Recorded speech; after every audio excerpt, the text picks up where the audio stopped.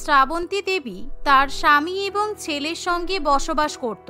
তার ছেলে এবং স্বামী প্রত্যেক মাসে ভালো টাকা উপার্জন করলেও সে ভীষণই কিপটে প্রকৃতির মহিলা ছিল। বাড়ির ছোট বড় বিষয়ে সে সর্বদাই কিপটেমি করত। তাই পাড়া প্রতিবেশী আত্মীয় স্বজন তাদের বাড়িতে যেতেই ভয় করত আর তাকে প্রত্যেকেই কিপটে শ্রাবন্তী বলে ডাকত। এমনই একদিন হরিপদবাবু বাইরে থেকে 10টা পাতিলেবু নিয়ে বাড়িতে ঢোকে। গিন্নি, এই নাও, আমার বন্ধু রমেশের লেবু গাছে অনেকগুলো পাতিলেবু হয়েছিল, তাই ও আমাকে একদম টাটকা টাটকা বড় বড় 10টা পাতিলেবু দিয়েছে। এই লেবু শরবত খেতে খুব ভালো লাগবে, তুমি আমাদের জন্য লেবুর রস দিয়ে বেশি বেশি করে শরবত বানিয়ে নিয়ে এসো। ইস, তোমার বন্ধুটা কি কিপটে!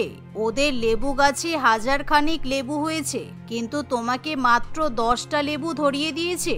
আবার আমাকে নাকি সবসময় কিপটে বৌদি বলে ডাকে। আর তুমি এমন ঘটা করে লেবুগুলো নিয়ে এলে যেন মনে হলো 10 কেজি লেবু নিয়ে বাড়িতে ফিরেছ। আরে বাবা, ও তো লেবুগুলো বাজারে বিক্রি করবে, সেই জন্য তো আমি কম করেই লেবুগুলো নিয়ে এলাম। যাও, এখন বেশি না কথা বলে শরবত বানিয়ে নিয়ে এসো। এই শুনে শ্রাবন্তী দেবী রান্নাঘরে যায়, কিন্তু সে 2 গ্লাস শরবত বানানোর জন্য মাত্র 2 ফোঁটা লেবুর রস ব্যবহার করে। তার মনে হয় 1 গ্লাস শরবতের জন্য 1 ফোঁটা লেবুর রস যথেষ্ট। সে যখন সেই শরবত তার স্বামী এবং ছেলেকে খেতে দেয় তখন, এ বাবা, এটা কি শরবত হয়েছে মা? লেবুর শরবতে লেবুর তো কোনো স্বাদগন্ধ কিছুই পাচ্ছি না, শুধু তো মনে হচ্ছে জলের মধ্যে চিনি গুলে খাচ্ছি। জলের মধ্যে চিনি গুলে কেন খেতে দিয়েছো? সেই তো, তুমি আমাদের লেবুর শরবত খেতে দিয়েছো নাকি লেবু ধোয়া জল খেতে দিয়েছো? আমি জানতাম তুমি লেবু নিয়েও কিছু একটা কিপটেমি করবে।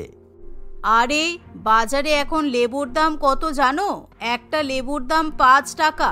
আমাকে ওই 10টা লেবু অন্তত পক্ষে 10 মাস চালাতেই হবে। তাই আমি লেবুগুলো জলের মধ্যে ডুবিয়ে ফ্রিজে ঢুকিয়ে রেখেছি। আর তাছাড়া আমি তো 2 ফোঁটা লেবুর রস দিয়েছি শরবতে। এর চেয়ে বেশি লেবুর রস দিলে শরবত তো তেতো হয়ে যাবে। এমন কথা শুনে দীপঙ্কর এবং তার বাবার মাথায় হাত পড়ে। অনেক হয়েছে, আর পারা যাচ্ছে না। তোর মায়ের উপর যতদিন সংসারের দায়িত্ব থাকবে ততদিন পর্যন্ত আমরা মনে হয় মন ভরে খাওয়া দাওয়া করতে পারবো না। এবার তো মনে হচ্ছে খুব তাড়াতাড়ি তোর বিয়ে দিয়ে বৌমা বাড়িতে নিয়ে আসতে হবে, আর আমার বৌমা এসে এই কিপটে শাশুড়িকে জব্দ করতে পারবে। হরিপদবাবু পরের দিন থেকে সত্যি সত্যি ছেলের বিয়ের জন্য সম্বন্ধ দেখতে শুরু করে দেয়। আর খুব তাড়াতাড়ি সে রিমি নামে এক মেয়ের সঙ্গে দীপঙ্করের বিয়ে ঠিক করে। কিন্তু যেদিন থেকে ছেলের বিয়ে ঠিক হয় সেদিন থেকে শ্রাবন্তী দেবী উপরওয়ালার কাছে কেবল একটাই প্রার্থনা করতে থাকে, হে উপরওয়ালা, আমার বৌমা যেন আমার মতোই কিপটে হয়, তা না হলে আমার ঘর সংসার ধ্বংস হয়ে যাবে। আমার সংসারের টাকাগুলো হাওয়ায় উড়ে চলে যাবে। আমার বৌমাও যদি আমার মতো কিপটে হয় তাহলে আমি 3 জন ভিখারিকে বাড়িতে ডেকে পেট ভরে খাওয়াবো। এই আমার মানত থাকলো। দেখতে দেখতে খুব তাড়াতাড়ি দীপঙ্করের সঙ্গে রিমির বিয়ে হয়। আর শ্রাবন্তী দেবীর প্রার্থনা যেন খুব তাড়াতাড়ি উপরওয়ালার কাছে গিয়ে পৌঁছায়। অর্থাৎ রিমি তার শাশুড়ি মায়ের চেয়েও অধিক বেশি কৃপণ ছিল, যার নিদর্শন শ্বশুরবাড়িতে আসার প্রথম দিনেই দেখতে পাওয়া যায়। বৌমা, আমাদের বাড়িতে একটা ফালতু নিয়ম আছে। নতুন বউ যেদিন প্রথমবার শ্বশুর বাড়িতে আসে সে তার ননদকে খুশি হয়ে কিছু টাকা উপহার দেয়। এই নাও, এই পুটলির মধ্যে আমি কিছু খুচরো টাকা রেখেছি। তোমার এক মুঠোতে যা টাকা উঠবে সেই টাকা তুমি তোমার ননদ ললিতাকে দিয়ে দেবে। এই বলে শ্রাবন্তী দেবী ভয়ে ভয়ে সেই ব্যাগটা বৌমার হাতে ধরিয়ে দেয়। উপরওয়ালা, আমার বৌমা যেন বেশি টাকা না তোলে। গুনে গুনে আমি 101 টাকা ব্যাগের মধ্যে রেখেছি। 10-20 টাকার মধ্যে মিটে গেলেই ভালো। অন্যদিকে রিমিও কম চালাক নয়।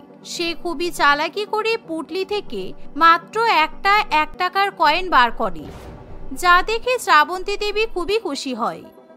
সাব্বাস বৌমা, এই না হলে তুমি আমার বৌমা?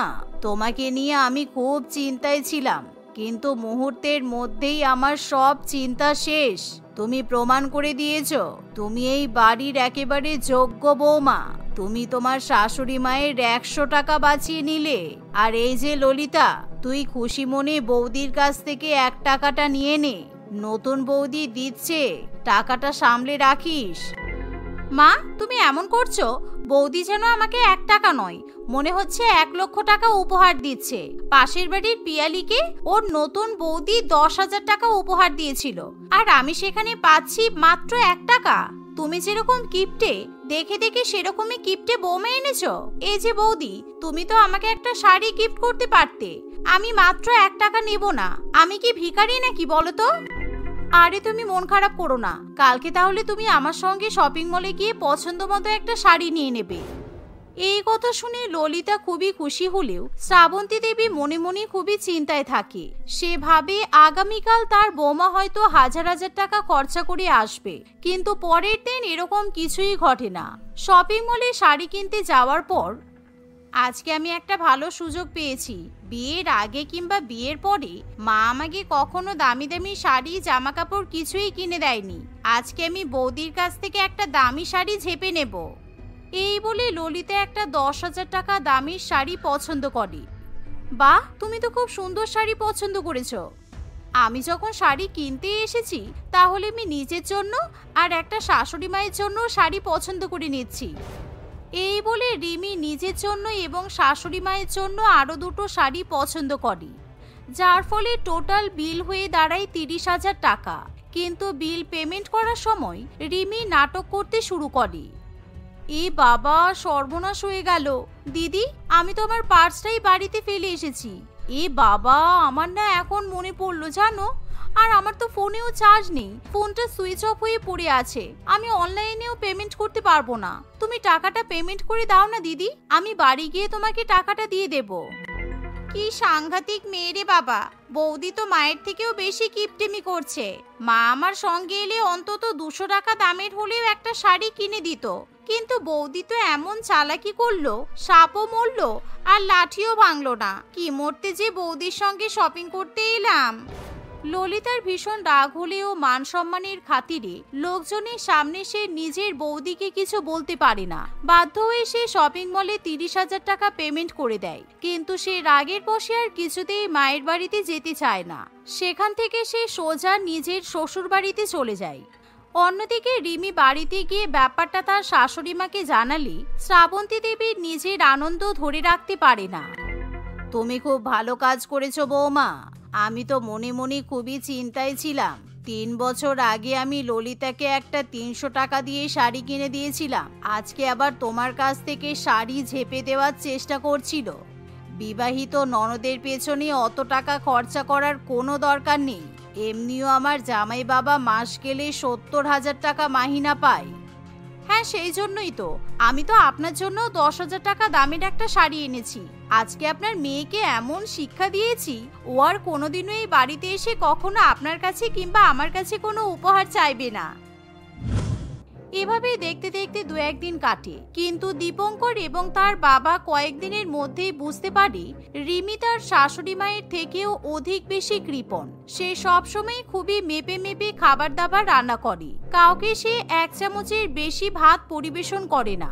আবার রাত্রিবেলা সবাইকে কখনো অর্ধেক রুটি কিংবা কখনো একটা রুটি খেতে দেয়। তবে ভাত বা রুটির সঙ্গে তরকারি বলতে কিছুই থাকে না, কেবলমাত্র পাতলা জলের মতো ডাল থাকে, যার ফলে দীপঙ্কর এবং তার বাবা কপাল চাপড়াতে থাকে।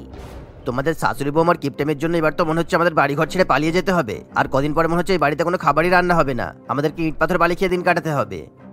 আরে বাবা, একটা দিন অর্ধেক রুটি খাওয়া যাচ্ছে না? রাত্রিবেলা বেশি খাবার খাওয়া ভালো নয়। কালকে আমি 3 জন ভিখারিকে বাড়িতে ডেকে খাওয়াবো। কালকে অনেক টাকা খরচা হবে, তাই আজকে বৌমা একটু সাশ্রয় করার চেষ্টা করছে। 3 জন মানুষ এসে বাড়িতে খেয়ে যাবে, কতটা এক্সট্রা টাকা খরচা হবে বলো তো? মা, আপনি একদম চিন্তা করবেন না। আপনি আমার জন্য মানত করেছিলেন তো, সেই মানত আমি পূরণ করব।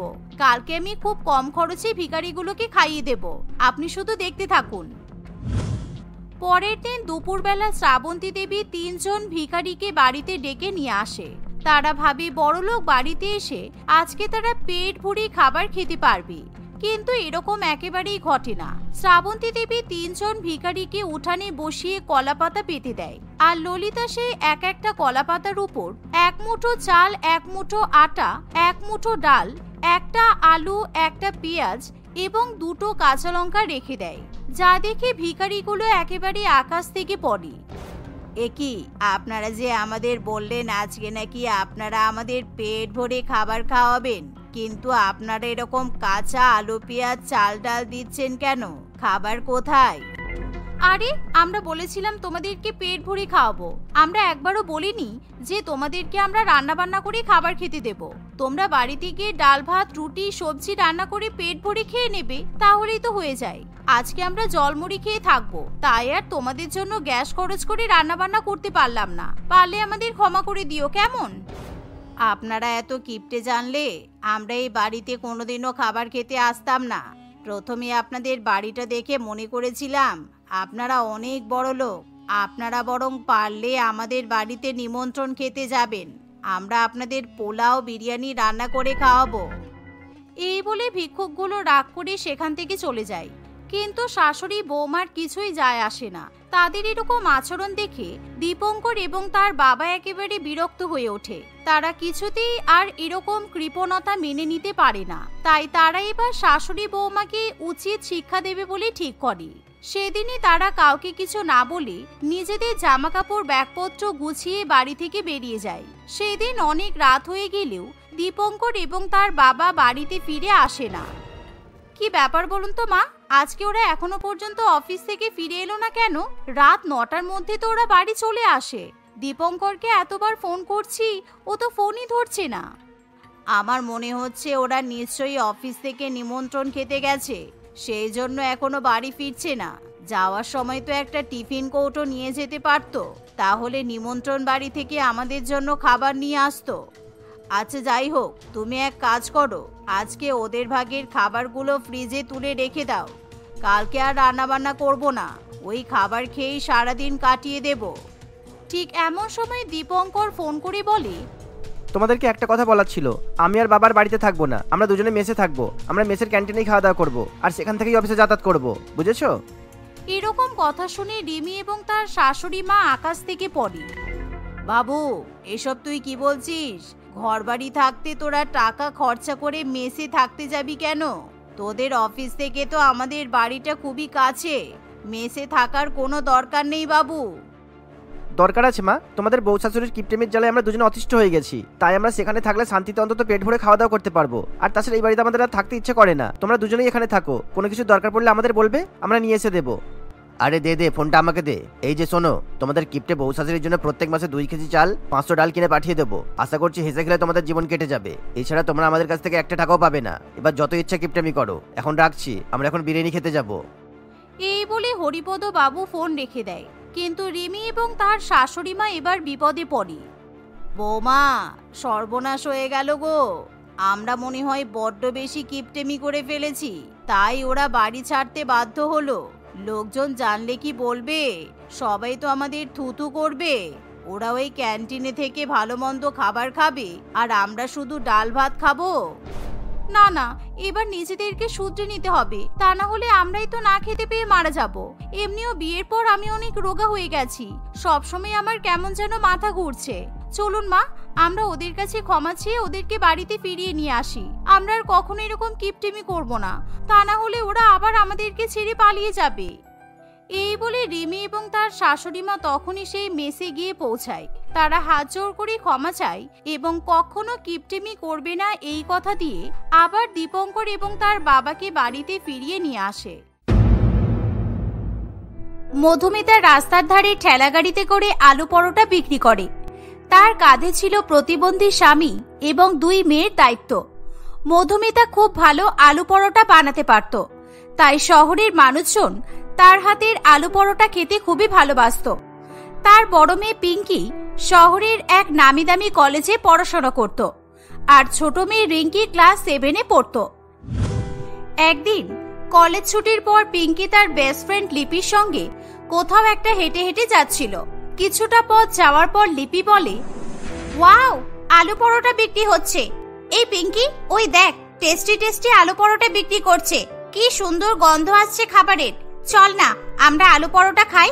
আমার না আলু পরোটা খেতে খুব ভালো লাগে। এই, তুই এখানে আলু পরোটা কোথায় দেখতে পেলি?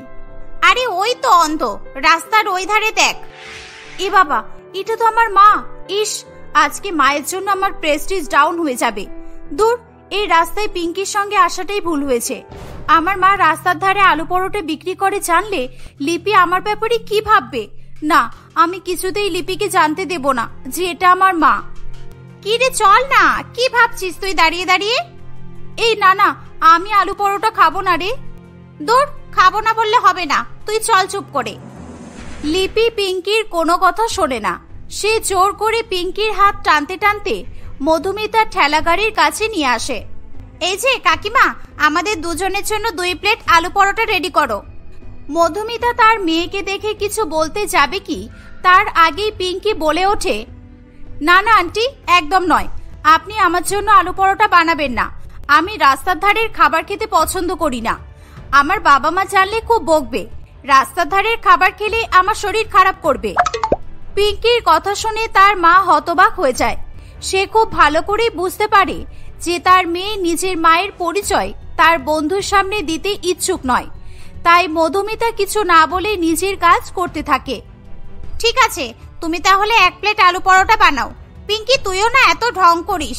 বড় লোকের বেটি হলে যা হয় আর কি। তোর বাবার মতো আমার বাবা তো আর বড় বিজনেসম্যান নয়। আর তোর মাও তো শুনেছি ভালো চাকরি করে। আরে ছাড় না এসব কথা, তুই তাড়াতাড়ি খা আর চল এখান থেকে। আমার গায়ে প্রচুর রোদ লাগছে, আমার স্কিন জ্বলে যাবে। পিঙ্কির কথা শুনে তার মা শুধুই অবাক হতে থাকে। আসলে পিঙ্কি এরকমই ছিল। সে তাদের পরিবারের নামে সকলকে মিথ্যা কথা বলতো। তার বাবা একজন প্রতিবন্ধী হওয়ায় কোনো কাজকর্ম করতে পারে না। আর মা রাস্তার ধারে ঠেলাগাড়িতে আলু পরোটা বিক্রি করে, এটা সে কিছুতেই কাউকে জানতে দিত না। সে সবসময় দামি দামি পোশাক আশাক এবং জুতা পরত, যাতে তাকে দেখে বড়লোক বলে মনে হয়। কাকিমা, আপনার হাতের আলু পরোটা এত টেস্টি যে কি বলবো। পিঙ্কি, তুই খেলি না, মিস করে গেলি কিন্তু। এত ভালো আলু পরোটা তোর চাকুরিজীবী মাও কিন্তু বানাতে পারবে না। কাকিমা, আপনি আমার বাড়ির জন্য 2 প্লেট প্যাক করে দিন। আমার বাবা মা খেয়ে খুশি হয়ে যাবে। আরে আরে ঠিক আছে, চল না এবার। আমার কিন্তু এবার বিরক্ত লাগছে লিপি। চল একটা ভালো রেস্টুরেন্টে চল, পিৎজা বার্গার খাবো। তুই তো সস্তার আলু পরোটা খেয়ে পেট ভরিয়ে নিলি, এবার আমি খাবো। মধুমিতা লিপির জন্য 2 প্লেট আলু পরোটা প্যাক করে দেয়। লিপি সেটা নিয়ে পিঙ্কির সঙ্গে সেখান থেকে চলে যায়। মধুমিতা তার মেয়ের এমন আচার ব্যবহারে খুবই কষ্ট পেয়েছিল। সে বাড়িতে এসে তার স্বামী রাকেশকে সব বলে। সন্ধেবেলা লিপি এদিক ওদিক ঘোরাঘুরি করে ক্লান্ত হয়ে বাড়ি ফিরে আসে। তুই এসে গেছিস মা, তুই হাত মুখ ধুয়ে নে, আমি তোর জন্য খাবার দিচ্ছি। না, আমি কিছু খাবো না, আমি বাইরে থেকে খেয়ে এসেছি, আমার পেট ভর্তি। হ্যাঁ, পেট ভর্তি হবে না কেন? বড় লোকদের মতো বড় হোটেল রেস্টুরেন্ট থেকে পিৎজা বার্গার খেয়ে এসেছিস যে। তুমি ছাড়ো না, তুমি চুপ করে বসো তো, আমি তোমাকেও খেতে দিচ্ছি, খেয়ে নাও মেয়েদের সঙ্গে। বুঝলাম, মা বাড়িতে এসে তোমার কান ভাঙিয়ে দিয়েছে তাহলে।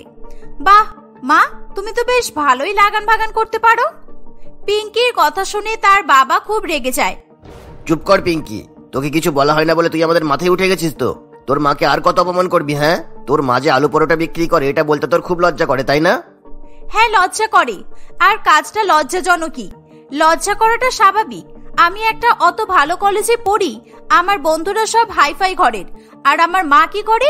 ফুটপাতে আলু পরোটা বিক্রি করে। এটা জানলে সবাই হাসবে আমার উপর। আচ্ছা তাই? তুই তোর মায়ের কাজটাকে খুব ছোট মনে করিস, তাই না? ভুলে যাস না তোকে অত ভালো কলেজে পড়াশোনার জন্যই তোর মা আলু পরোটা বিক্রি করে। তুই যে এত দামি দামি জামা কাপড় জুতা পরে ঘুরে বেড়াচ্ছিস, এগুলোর টাকা জোগাড় করার জন্য তোর মা আলু পরোটা বিক্রি করে। তুই যে বড় বড় হোটেল রেস্টুরেন্টে বড় লোকদের মতো খেতে যাস, সেই টাকা ইনকাম করার জন্যই তোর মা আলু পরোটা বিক্রি করে। তোদের যাতে খাওয়া পড়ার কোনো অসুবিধা না হয় সেই জন্যই আলু পরোটা বিক্রি করে, বুঝেছিস? আরে থাক, ভালো লাগে না সবসময় খিটির খিটির করে। নিজে তো পঙ্গু হয়ে বাড়িতে পড়ে আছো। আজকে যদি তুমি সুস্থ থাকতে তাহলে তো মাকে আর এই ফালতু কাজটা করতে হতো না। যত নষ্টের গোড়া তুমি। আমারই কপাল খারাপ, এমন একটা পরিবারে আমি জন্মগ্রহণ করেছি। এই বলে পিঙ্কি রাগ করে বাড়ি থেকে চলে যায়। পিঙ্কি, এখন তুই কোথায় যাচ্ছিস মা? রাগ করিস না তুই, তোর বাবার কথাই কিছু মনে করিস না। দিলে তো মেয়েটাকে রাগিয়ে, কি দরকার ছিল মেয়েটাকে এতগুলো কথা শোনানোর? হ্যাঁ, তুমি শুধু মুখ বুঝে কেঁদেই যাও, এছাড়া আর কি বা পারবে তুমি? মেয়েটা আজকে তোমার জন্যই এত বার বেড়েছে, তুমি ওকে কিছু বলো না বলেই ও বোঝে না কষ্ট কাকে বলে। ওর যেদিন বোঝার হবে ও নিজেই বুঝবে। তুমি চুপ করে থাকো, ওকে তুমি আর কিছু বলবে না বলে দিলাম। দেখি মেয়েটা রাগ করে কোথায় গেল আবার। মধুমিতা বাড়ি থেকে বেরিয়ে তার মেয়েকে খুঁজে বাড়ি নিয়ে আসে। এরকম ভাবেই সময় অতিবাহিত হতে থাকে।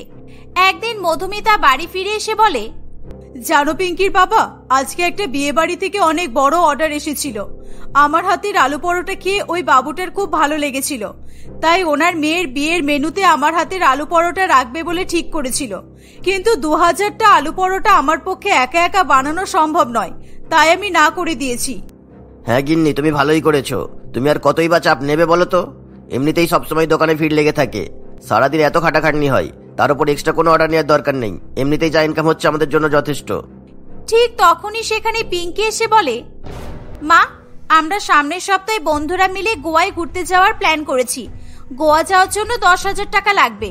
যেদিন গোয়া যাব সেদিন যেন 10,000 টাকা আমি পেয়ে যাই। এই বলে পিঙ্কি সেখান থেকে চলে যায়। পিঙ্কির কথা শুনে মধুমিতা খুব চিন্তায় পড়ে। সে তার মেয়ের মনের ইচ্ছা পূরণ করার জন্য বিয়ে বাড়ির অর্ডার নিতে রাজি হয়ে যায়। রাকেশ তাকে অনেক বারণ করলেও মধুমিতা কিছুই শোনে না। বিয়ে বাড়ির 1000 পিস আলু পরোটা বানাতে গিয়ে মধুমিতার খুবই কষ্ট হয়। সে তার হাতে খুবই ব্যথা পায়। রাত্রিবেলা সে বাড়ি ফিরে এসে হাত যন্ত্রণায় ছটফট করতে থাকে। কি দরকার ছিল তোমার? হ্যাঁ, তোমার মেয়ের গোয়া যাওয়াটা বেশি দরকারি নাকি তোমার শরীরকে সুস্থ রাখাটা বেশি দরকারি ছিল? 10,000 টাকার জন্য এত কষ্ট করতে গেলে কেন? কার জন্য এসব করছো? যে তোমাকে কোনোদিনও বুঝবে না তার জন্য? উফ, আসতে বলো। পিঙ্কি শুনতে পেলে রাগ করবে যে। আমার মেয়েদের ইচ্ছা পূরণটা আমার কাছে সবচেয়ে বেশি গুরুত্বপূর্ণ, তাতে আমাকে যতই কষ্ট পেতে হোক না কেন। মা, ও মা, এসো, আমি তোমার হাতে তেল মালিশ করে দিচ্ছি, দেখবে তুমি আরাম পাবে। আমাদের জন্য তোমাকে কত কষ্ট করতে হয়। আমি যখন বড় হয়ে যাব আমি তোমার কাজে তোমাকে সাহায্য করব, ঠিক আছে মা? পিঙ্কি দরজার বাইরে থেকে এই করুণ দৃশ্য দাঁড়িয়ে দাঁড়িয়ে দেখছিল। সে তার মাকে কষ্ট পেতে দেখে তার ভুল বুঝতে পারে। সে কাঁদতে কাঁদতে তার মায়ের কাছে এসে বলে, মা, আমাকে ক্ষমা করে দাও। আমার জন্য তোমাকে এত কষ্ট পেতে হয়েছে। আমি কোনোদিনও তোমাকে বুঝিনি, কিন্তু রিঙ্কি আমার থেকে ছোট হয়েও তোমার কষ্টটা বোঝে। আমি গোয়া যাব না মা, আমি এবার থেকে তোমার কাজে সাহায্য করব। পিঙ্কি তার ভুল বুঝতে পেরেছে দেখে তার মা খুবই খুশি হয়। পিঙ্কি সেদিনের পর থেকে নিজেকে পরিবর্তিত করে ফেলে। সে তার পরিবারের পরিচয় দিতে গিয়ে আর কখনোই দ্বিধাবোধ করে না। এভাবেই হাসি খুশি তারা সবাই মিলে বসবাস করতে থাকে।